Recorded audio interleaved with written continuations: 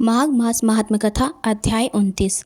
प्रयाग महात्म। लोमश ऋषि बोले, हे ब्राह्मण, मैंने पुनीत फल देने वाले इतिहास आपके सामने वर्णन किए हैं। अब तेरे पुत्र और गंधर्व कन्याओं को उचित है कि वे पिशाच योनि से मुक्त होने के लिए मेरे साथ प्रयाग जाएं। वहाँ देवताओं को भी दुर्लभ माघ स्नान होगा। वहाँ स्नान करने पर ये सब इस पिशाच योनि से मुक्त होंगे।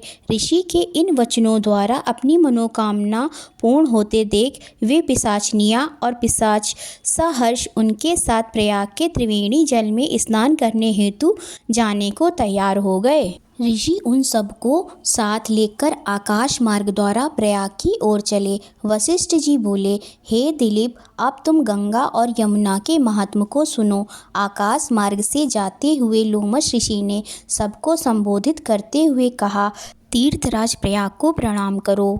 वैसे तो बिना ज्ञान धारण किए प्राणी भी प्रयागराज के त्रिवेणी जल में माघ स्नान करके मोक्ष को प्राप्त कर लेते हैं। इसी प्रयागराज क्षेत्र में ब्रह्मा जी ने सृष्टि रचना के लिए वह महान यज्ञ किया था और महान शक्ति प्राप्त की थी जिनके द्वारा वे सृष्टि की रचना कर सके। स्वयं भगवान विष्णु ने भार्या की मनोकामना करके इस गंगा यमुना संगम के जल में स्नान किया था।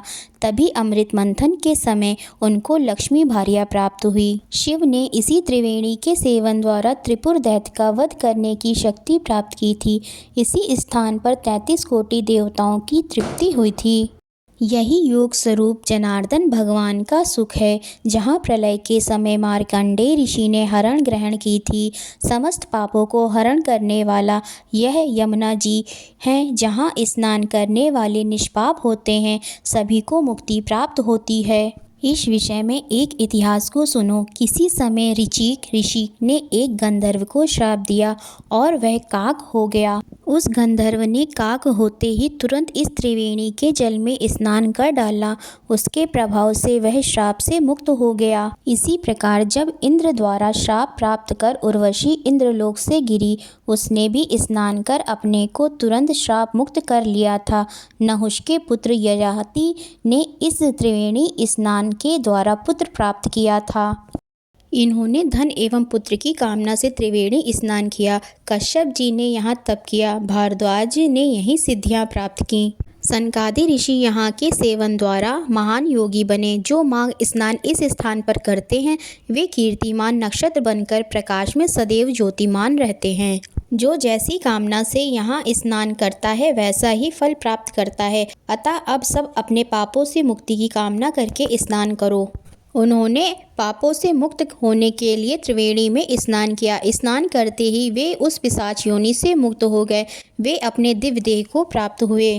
तब वेद निधि ने लोमश से कहा, हे मुने, आपकी कृपा से यह सब श्राप से मुक्त हुए हैं।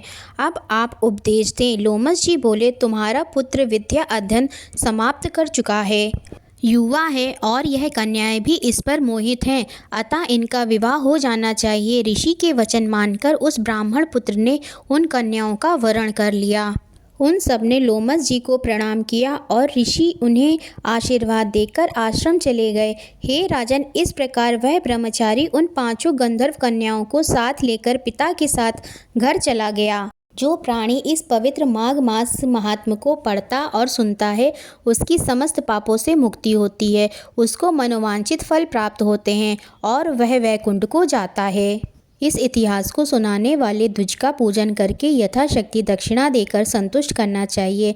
ऐसा प्राणी सुखी रहता है। हर प्राणी को चाहिए कि वह अपने जीवन काल में कम से कम एक बार तीर्थराज प्रयाग में जाकर त्रिवेणी का स्नान मकर संक्रांति के दिन माघ मास में अवश्य करे, ताकि उसके भूतकाल में हुए पापों से छुटकारा मिल सके और भविष्य उज्जवल हो सके। स्नान के पश्चात यथाशक्ति सोना, चांदी, रुपया, अन्न, गुड़, तिल आदि का दान अवश्य करें, तभी स्नान दान का पुण्य फल मिलता है। ओम नमो नारायणा। ओम नमो भगवते वासुदेवाय। आशा करती हूँ आप सभी को यह वीडियो अवश्य ही पसंद आई होगी।